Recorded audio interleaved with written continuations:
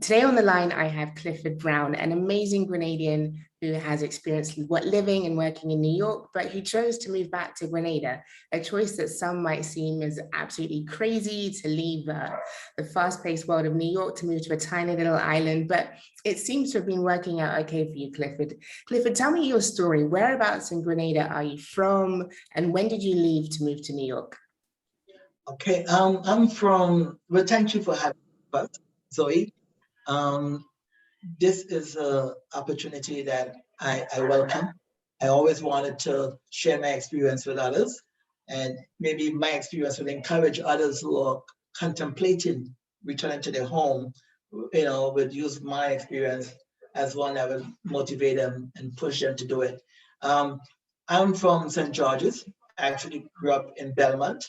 I left Grenada after finishing GBSS at the age of 17 years old, and I went to New York to join my parents. Okay. And when we were talking before, I was asking you, when you left at the age of 17, did you feel that moving back to Grenada was always on the cards for you? Because I think quite often when people grow up, they see the life overseas, it seems so glamorous, a chance to earn more money, and just getting out is the focus. Was that the case for you, or were you you were open to see where that path would lead for you? I think in the back of my head, moving back to Grenada was always something I thought about. As you don't know what tomorrow will bring. But it was something that I wanted to do. Moving to the US, yes, I mean, the opportunities were there. And like I said before, America was good to me. I had a great job. I had my home. My kids were born in the US. But I think at one point in time, I could truly say that I actually achieved the American dream. I completed my all my education. The only thing I wanted to do my doctorate, but I decided no. Um, I have a passion for business, and I would have started a few in New York, and after that, I think at one point in time, I should say it again, the decision was made to return back home because I wanted my kids to be back home. I wanted them to experience what I experienced growing up in the Caribbean, because I believe that whatever I would have achieved in the US was because of my foundation I had in from Grenada.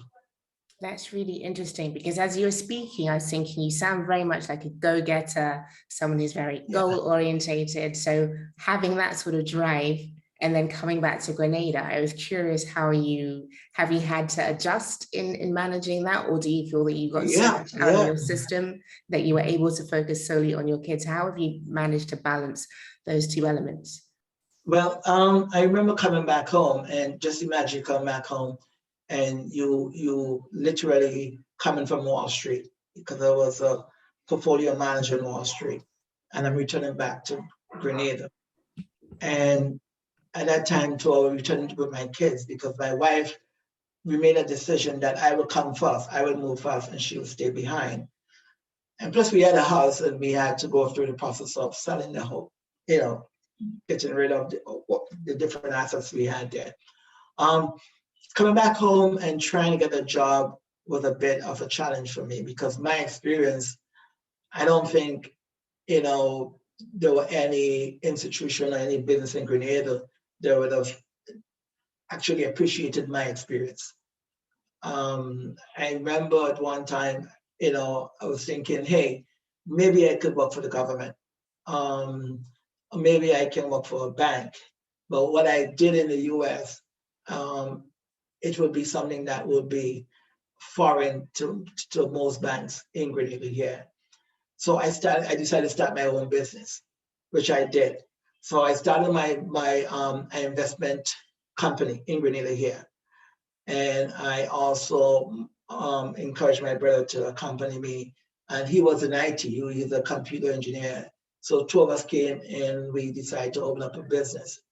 That in itself was a challenge because coming back home and telling someone, hey, I work on Wall Street. I trade, and it was foreign for a lot of person to understand. I mean, people would have heard it on, see it on cable or see it on television, but they never really had a true understanding of it. So for me, trying to get people to get into investments, be it mutual funds, be it stocks, be it bonds, whatever it is, it was a challenge. I went to different schools, I did presentations, I started an investment club, just to I educate persons on trading. I did a lot of, how should I put it? I did a lot of free bono work with regards to going and going to different companies and talking to them about investment, retirement, all that kind of stuff. Eventually, I had some clients, local clients here. I had some professors from SGU who understood their stock exchange market and investing on Wall Street. So I actually managed some money for them. I did it for some colleagues of mine here, but that in itself took some time. That being said, though, more opportunities came for me to get into, because I'm a person that my head is always going with different ideas. So I was able to multitask and do different things.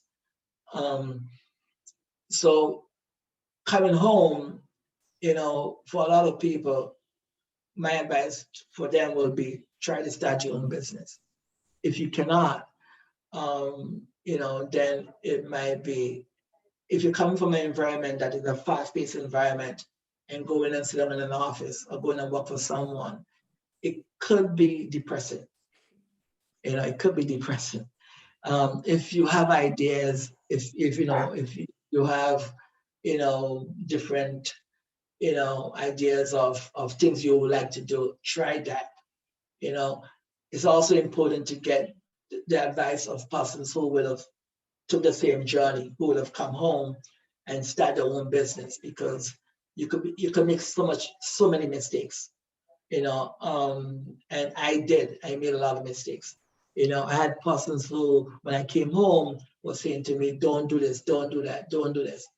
And, I felt I knew so much. I felt I was coming from an environment where my head was swollen, because, I was coming from a place where I was on top of my game, put it that way. So, listening to people was kind of, you're doing it wrong. I could do it better. But then again, you learn the hard way, because the culture here is different, the environment is different. You have to adapt. You have to slow down. And that kind of, how should I put it? It kind of play on you, because sometimes for me, I have to get up and try to do something, because on my job, I had about 3, 4 monitors in front of me, and things constantly happening, and now you're in an environment where you're just in an office and you're just staring at a laptop or a computer, and you're hoping for someone to walk in to ask you a question, so you're literally on an island pace, the slowness, not much happening, and it forces you to slow down and to adapt to island life. Sometimes I call my friends in New York and they say, hey, what's going on? And I say, woo, man, I'm dying for some action, Yeah, and it's funny, Yeah, once you make that shift, looking back at how fast you used to go, it's like, is that normal? Is that healthy? But when you're in there it, you that go. feels like the only way. There you go. So it kind of puts you in a different, you see life differently. And I was always, say, and I continue to say, I never regretted it, because what it did for me is slow me down and let me appreciate life. Life not about running to the work. And because in New York, you literally, I mean, especially if you have a family, you get up in the morning, you run, and then you leave your job and you run and pick up the kids or wherever they are, and then you have to prepare for them. And next morning you run again. It's constantly running. On a weekend, you have to catch up, laundry, this, that, constantly running, running, running, running. And the Caribbean, Grenada, it kind of changed everything. It slow you down, and sometimes if you want to, you can go on the beach, you could go home, you can relax, you could talk to your friends, you could pull up somewhere, somebody cooking food on the beach, someone invite you, and you start enjoying the quality of life. Because sometimes we trying to fight dollar, we're trying to run after everything, and we have to die and leave everything behind. So So true. yeah, you can't go with nothing. You Yeah. can't go with nothing.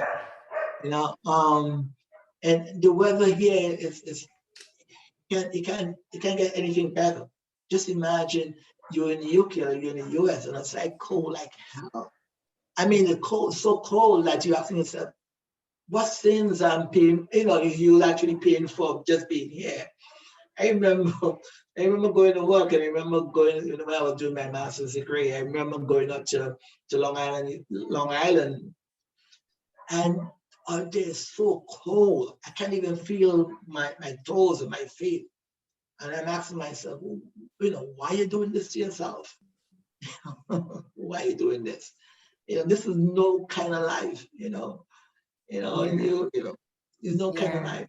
And I think so many people ask themselves that question, but few necessarily have the confidence or the conviction to actually act upon it and to create a change, to do something differently.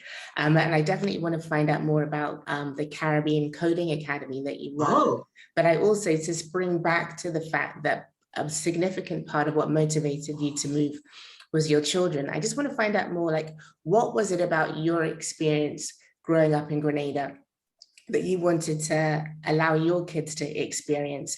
And perhaps what was it that they were experiencing or that you had witnessed in the States that you felt like actually it's worth making the move to transplant them somewhere else where they can move in a different way? for me, I remember I went to Palmer School, and that's an all boys school in Tantine. And I mean, going to Palmer School, you knew the teachers, you knew everyone there. And as a kid, if for some reason you actually reach school late, they literally will beat you for that. I mean, which is maybe it was abuse. I don't know, but school started at 8 o'clock and you reached like 8:15 or 15 minutes past 8. You get a couple of straps on your hand, and you have to dress properly. The shirt have to be in your pants. And before class that, there was an assembly in the morning, so you have to say a prayer, and then you have to go in. And when you go in for lunch, I'm not too sure if you have another prayer again and come back, but there was a discipline. I remember one time too, I decided I didn't want to go to school, and I told my mom that I don't want to go to school today. And eventually, she actually forced me to go to school, but I needed an excuse, and she wrote an excuse, and she gave it to me, and I arrived in school late, so I give it to my teacher. Foolish me, I did not read what she wrote. So when the teacher read it, tell me, well, bend over. And he gave me 6. So I was wondering, what the hell? I got 6 on my bottom. Anyway, so that was so funny. But after returning back home, I said, Mom, the teacher beat me, and she started laughing. So I don't know. I guess she told the teacher that I didn't want to go to school, and whatever. But I think in a lot of ways, I look back and I think these are the things that would have changed my life. The discipline. And there was no way you could have gone to school and don't say good morning. There were so many things that you would have learned in terms of discipline. Even at my time, like for example, if you're on a bus and someone come in the bus, we had those wooden bus, back then, and someone come in the bus, and that person, the older person, you have to get up and give them your seat. There were so many things that was so refreshing, especially when you look back at it, the discipline, good morning, good afternoon. And if someone see you doing something wrong, they're going to say, hey, I'm going to tell your mother or tell your father. And you have to beg them, please don't tell, don't tell, because when you reach home, it's going to be a different story. So the discipline was there, everything was there. And teachers, the teachers, they knew you, and they knew your father and your mother and everybody, So I wanted my kids to have that experience. I wanted them to be able to grow up in an environment where, the discipline is there. People really care about them. I mean, even when my son went to GBSS, the principal of GBSS, is a classmate of mine, so some of the teachers I knew there, the guys I went to school with, so they know my son, they know everybody, and the whole relationship is different. If my son is doing something that is wrong, they might say, hey, I know your father was never like that. I went to school with him, So, and you can't find that kind of experience if you're in the UK or if I had them in the US. Yeah.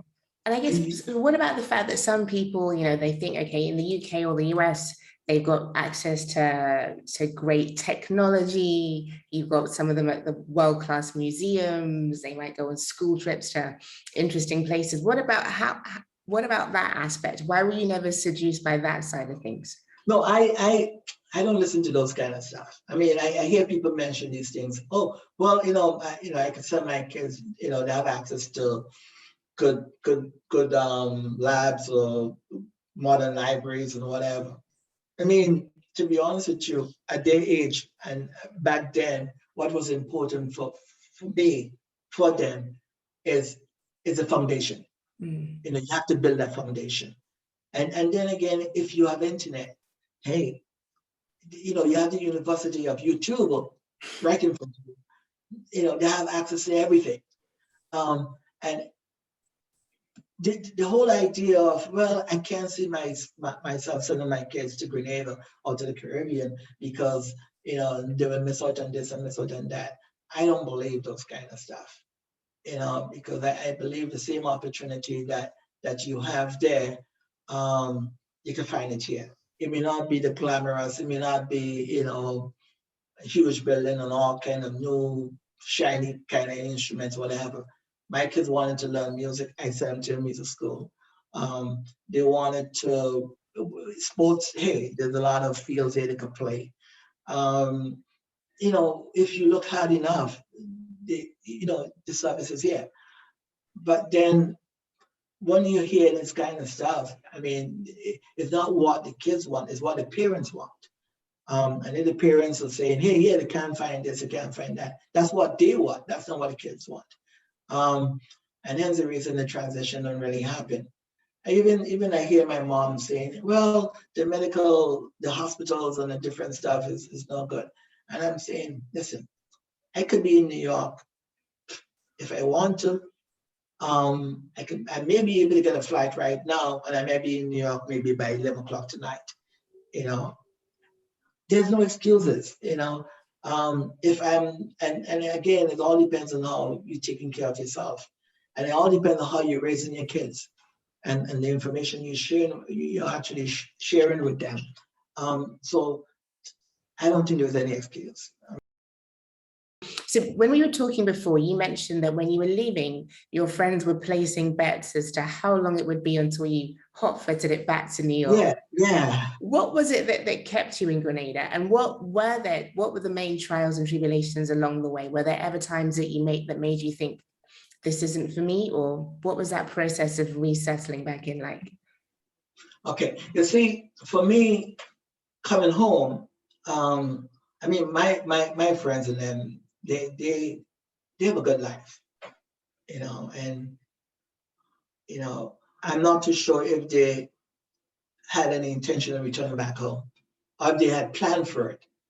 I always had it in the back of my head that I want to make the transition. They felt that, hey, you have your house, you have everything you need. Why go back to the Caribbean? Why do this? And they felt that I would go, and after 2-3 months, And there are testimonies where people do it. After 2, 3, 4, 5 months, they say, hey, I can't do this. And they run back, you know. But for me, it was always, you know, I'm not doing it for me, I'm doing it for my kids.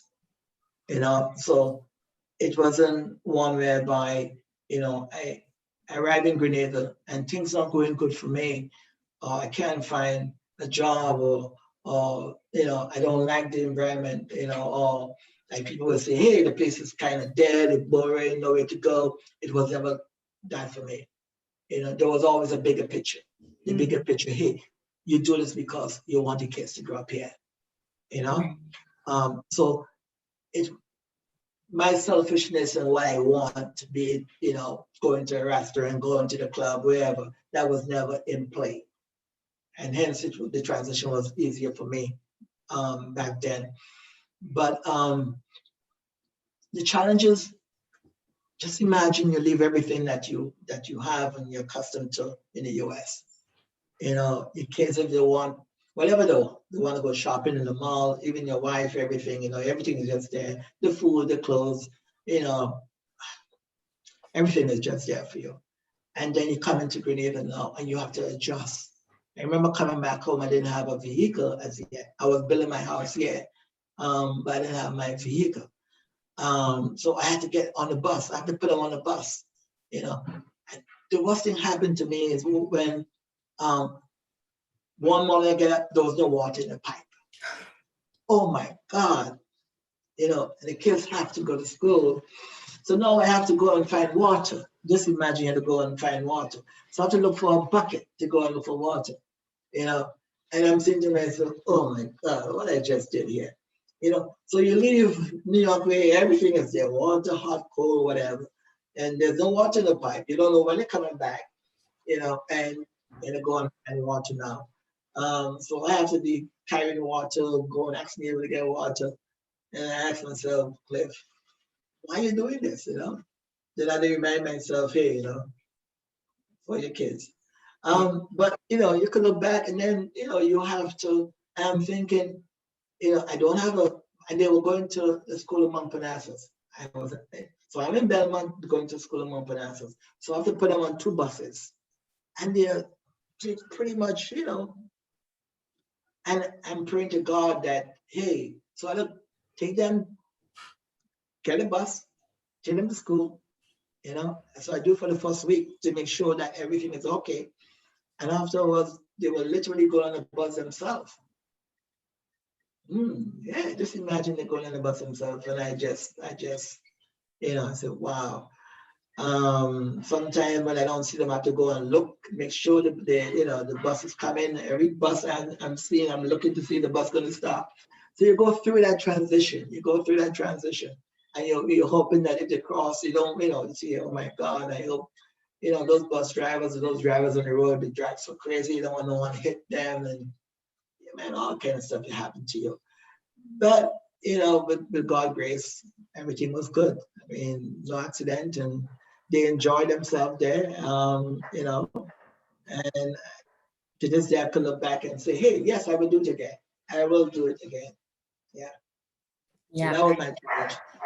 Fantastic. I've got all the neighborhood dogs barking in the background, but I That's no guess that problem. makes it authentic that I'm actually in Grenada. And your 3 kids have now, they're professionals, they're working, they're studying, they're back in the US. But again, you haven't just focused on yourself and your family. Tell me more about the work that you're doing with the Caribbean Coding Academy, how that came about, and really what you feel the opportunities are for Grenada and the wider Caribbean of really focusing on ICT as an opportunity for the island's youth. Yeah. Caribbean Coding Academy came about um, with one of my friends. So actually, I went to school with, Palmer School, and you know, it was always a dream of mine to give back, you know, or to offer service to others. I think that's my call. I always, I think for me, technology was always forefront, and new ideas. You know, in 1989, 1991, I actually left New York, about 8 of us, and came to the Caribbean to do credit card here, because when I just started booking, I actually started working with American Express. So I was familiar with credit card and stuff. That being said, though, I always had that vision to do new things and things that are new. So my friend, when I moved back home, he had an opportunity to come back to Grenada also, he and his wife. They are both, he has a doctorate in engineering and his wife has a doctorate in network security, I believe. And she, both of them got a job at SGU, St. George's University, teaching. So he came back home, but before he came back, he was always in contact with me and say, "Hey, Clifford, I think we're going to come back home. What should I do? How should I do it?" And I would always advise him, say, "Okay, fine, come back home. Yeah, a good school is," I say, "Well, I don't know if you want to send your kids to Westmoreland, but my kids went to Grenada Junior Academy. I prefer to Grenada Junior Academy because of X, Y, Z, you know, but it's up to you." I say, "Well, hey, you can live for Judy. For Judy is a nice place. You could go Lansing, you could go Chuba, wherever you want to go is up to you, you know." But he would have done his stuff. He made his choices. But after a while, we decided to start a business, and because he was technology driven, he has his PhD in technology, and me personally, I have my experience in finance management, and energy. I do have a master's in energy. We say, okay, let's do something, and we start with a company called EduTech. And EduTech, Meltech, sorry, was a technology company, and the idea was to introduce technology in terms of how technology exists in the space in the U.S. How can we bring that to the Caribbean, and not only bring it to the Caribbean, but how can we provide job training for SGU students or graduates who literally could learn these skill set and be able to work remotely, or maybe, well, the idea was to have them work remotely because we didn't want them to migrate, because we had a concern with a brain drain in the Caribbean. So we started doing that. We actually got some students from SGU, some graduates. The problem that we had with them is that we started with them, and eventually all of them felt they were good enough, and all of them left and started their own business. So the whole concept of the business, the whole foundation of the business just disappeared. Like how at one time, just to make a comparison here, at one time we had a cable and wireless, which was a telecommunication company. And I remember the days when they used to be charging persons $8 to make a call to the US, maybe more to make a call to the UK. And then what happened is that WhatsApp, FaceTime, and all of these different app platforms come in, and then you realize cable and wireless did not have a business anymore. The entire business model is obsolete because technology just replaced it. So we were actually at a point where, we're taking kids from SGU, they come in, they feel they're good enough, and they went on their own. And after a while, you just don't have any good bus. You're just constantly training, and people are constantly leaving. So for us, the idea was to change. For me, it was to look at the problem and come up with a solution. So I decided at that point in time to introduce technology to kids as young as 7 years old. Try to get as much persons in software development, writing codes, writing different computer languages, expose them to all the different type of technology that even in the US, in Brooklyn, in New York, maybe in London, kids are not being exposed to these things. So we start with Python. Python is one of the highest paying coding language right now. And we started them learning. We started the young kids come in after school and learn Python. We have robotics. We get them involved in robotics. We get them involved in different things that we believe that in order for them to be relevant in a new digital economy, they have to learn these skills. Not much parents understand it, not much persons kind of, how should I put it? encouraging the young kids to take advantage of these services that we are providing, these opportunities. But those the parents who understand where the world is going, they tend to call us and say, "Hey, I want my daughter or my son to come in and take advantage of the program that you're offering." So we actually felt that you don't need to know anything. Your daughter have an interest in computers or have an interest in technology, send them to us and we provide the training. I did the same with my kids, my daughters, the youngest one, and it helps her because when she went to university and she applied for an internship, she applied for some kind of program, she could always put on her resume, "Hey, yes, I did robotics, I did this and did that." And that would have actually take her application to a different level when compared to other students, especially as a minority. So I encourage, so we want to expose all of our kids. We have a proposal in front of the government of Grenada to introduce robotics and coding in all the schools. Right now we are doing things that you may not find in the Caribbean. We want to introduce to the higher level secondary form, like fifth form, and to the graduates of secondary schools and TAMTC, to different programs that may only exist in the US right now, be it CFO, software as a service.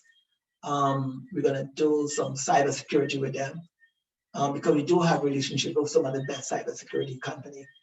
Right now, we're working with a company called Secure Expert, and they are one of the companies that offer cybersecurity services to the Department of Defense and to NASA.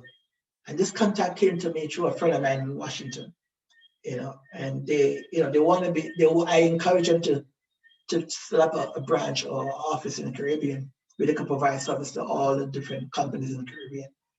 And as a trade-off, they don't mind, they would partner with us to offer these kind of certification to students in the Caribbean and the persons who want it, companies who want it. So we always looking to partner. We always looking to bring new high-skill, high-paying jobs into the Caribbean, Grenada especially.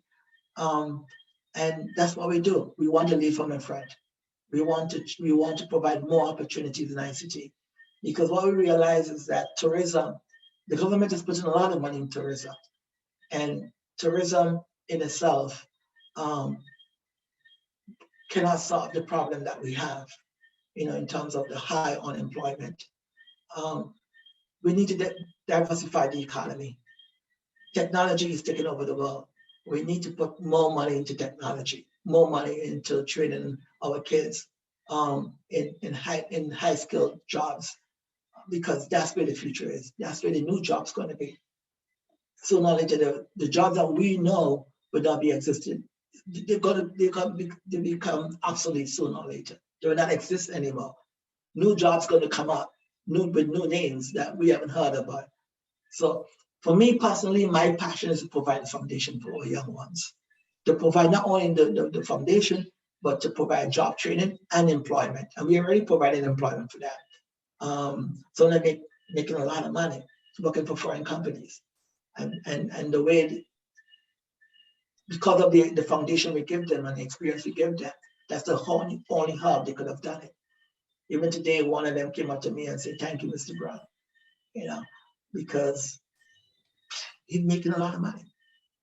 Yeah. And what I love about that model is not only are you encouraging people to get the skills that will get them well-paid jobs, so it's not just about running a call center, but also with so much remote work available, you don't necessarily have to leave the island. I think that sort of vicious cycle of well-paid jobs but overseas, like that can only be detrimental. But what you're doing is so sustainable, and also can be a way to position Grenada as a hub for that sort of service and that sort of skill set. So that's exciting.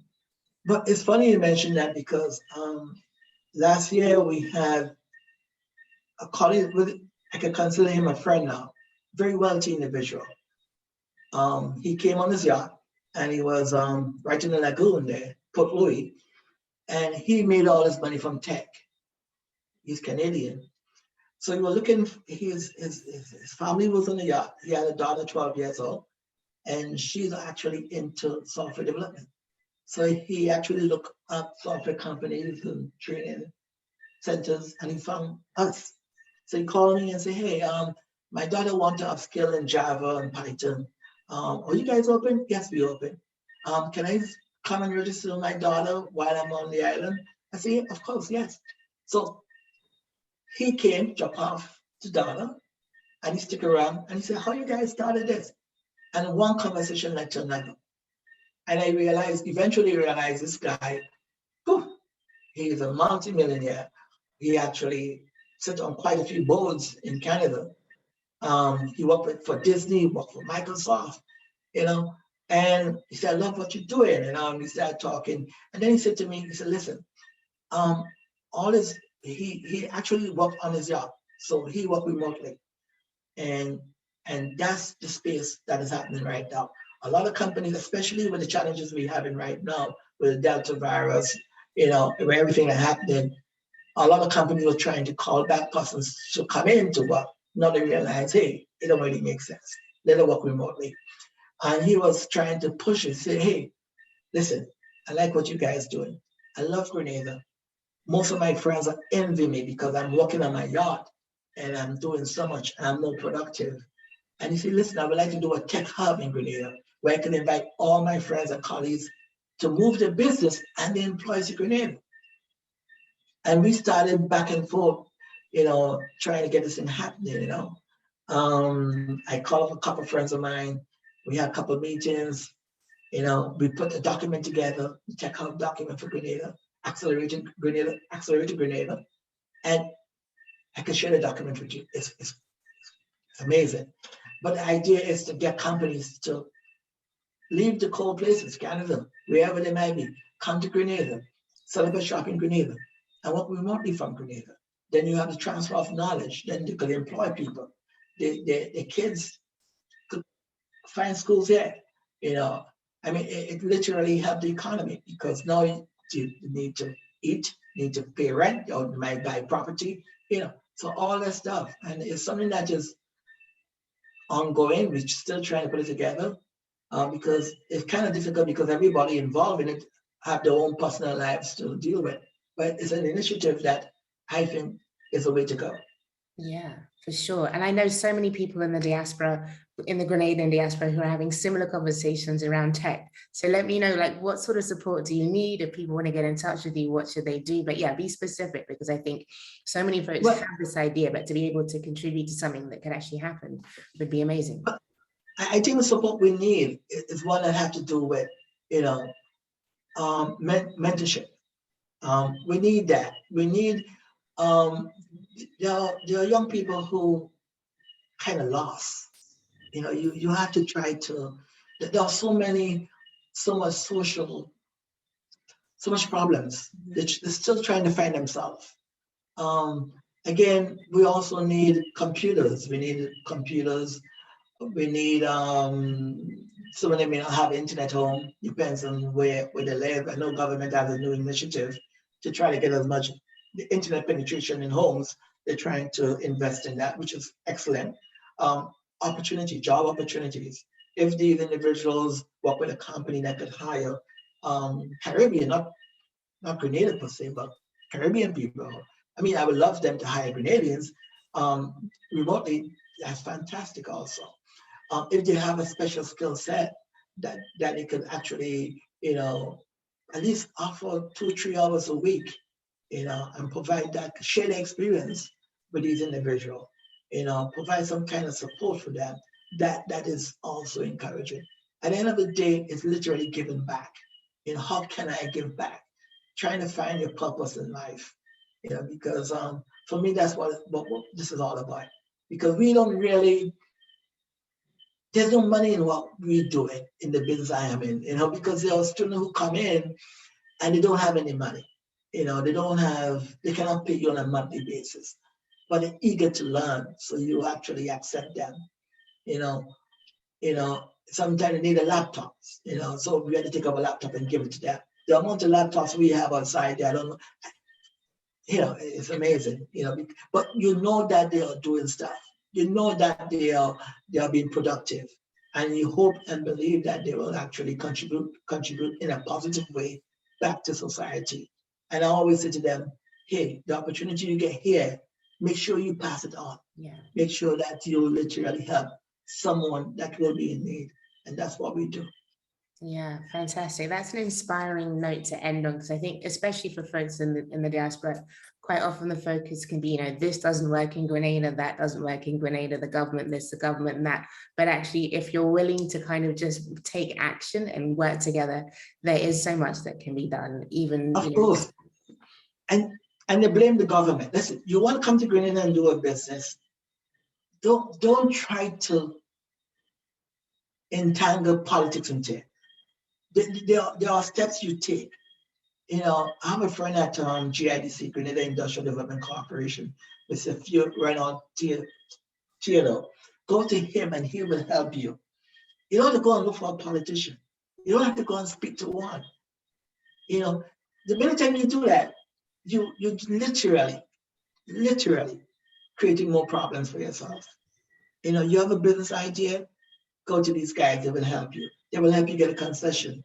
Or if for some reason you need someone to talk to, someone who may have made the same transition, then there are people available. If you ask, hey, you're going to find some. And I hope and I believe they will guide you properly. But don't come to Grenada thinking that, hey, well, they're helping the foreigners and they're helping this and they're helping that, and listen, nothing comes easy in life, nothing. And there will always be challenges. But, at the end of the day, you can look back and say, hey, I did it. You did it your way, and maybe you will encourage others to do it also. But there are so much benefits are there for people, Grenadians who are willing to come back, especially through the CBI program, Citizen by Investment Program. It's not only for persons looking for Grenada citizenship, Grenada passport, or to be a citizen of Grenada. It's for all Grenadians. If you have a business idea, if you have an idea to build a hotel, whatever your idea that you have, you can literally go to them and say, this is my idea. And they will help you. You just need to come up with 20% of your investment, and they will help you get the other 80%. You don't need to go to a bank. You don't need to do anything. And I know that because I spoke to the chairman of the CBI program.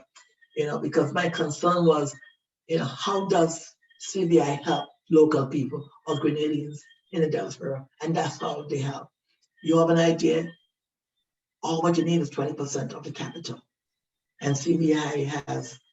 Their policy is to help you obtain the other 80%. So sometimes there's so much information out there, but we tend to listen to all the noises that people are echoing.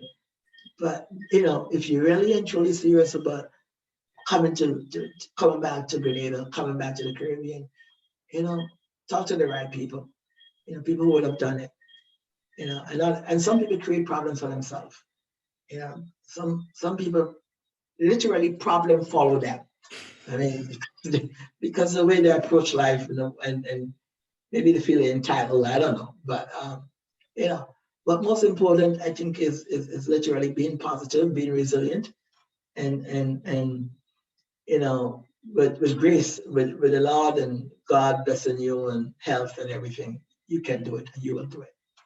Fantastic. Clifford, I really enjoyed our chat. There have been so many gems of wisdom. I think people are going to need to listen to this more than once and take notes, because there's so many, you've experienced a lot over the years, and I appreciate your honesty as well. It's not like a rose tinted picture. I think you've been very... No. I know this is something I'm not too sure how you started this, but I admire you for doing that, because I have friends in New York right now that want to come home, but they never planned for it. And they believe they need a lot of money to do it. And they believe that, and maybe they do, but it all depends on what they're looking for in life. I have about 2 cars a day in my driveway. No, 3, actually. One belonged to my brother-in-law, but the other one belonged to me. I could only drive one. When I came home, I built a 4-bedroom, a big house. I could only sleep in one bed. Eventually, you learn. You literally learn. I'm not saying don't do that, because when you do come home, at least you don't have to sleep on the floor. There's room for all of them. And when your grandkids come home, and you have room for all of them to run around. But life could be simple as well as enjoyable.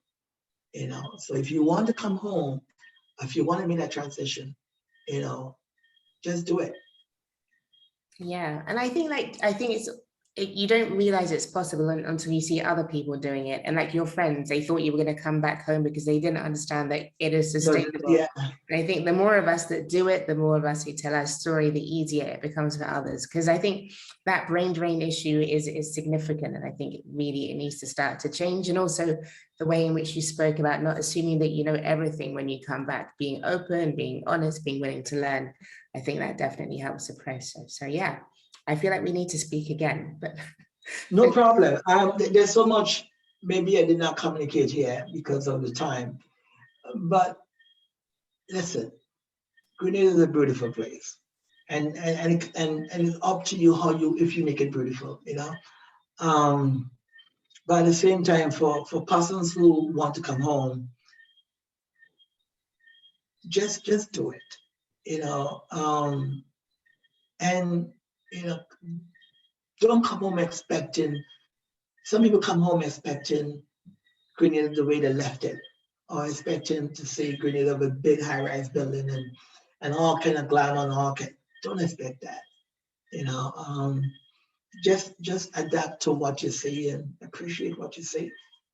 Because nothing remains constant. Things are always changing.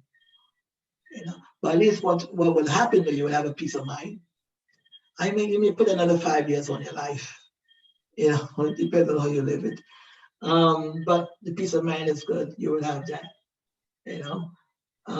For my friends up there, I know just one call me and say, "Hey, I'm looking for a property to buy," and I'm saying to him, he mentioned Fort Jody and other places. I say, "Listen, it's cheaper to build.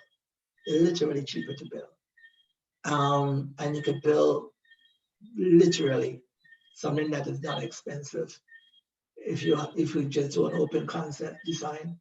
You will not pay much for that. You can shop around and get good deals on land. I mean, there are ridiculous prices here, but if you look around and ask around and stuff, you could get something reasonable. Yeah. So for those who want to do it, like I said before, do it. Absolutely. Yeah, definitely. Clifford, I appreciate you taking the time out to speak to me. I wish you all the best in your ventures, and I definitely will put all the links to the initiatives that you mentioned, and perhaps even a contact email address for folks who perhaps want to contribute to this tech. Yeah, that would be great.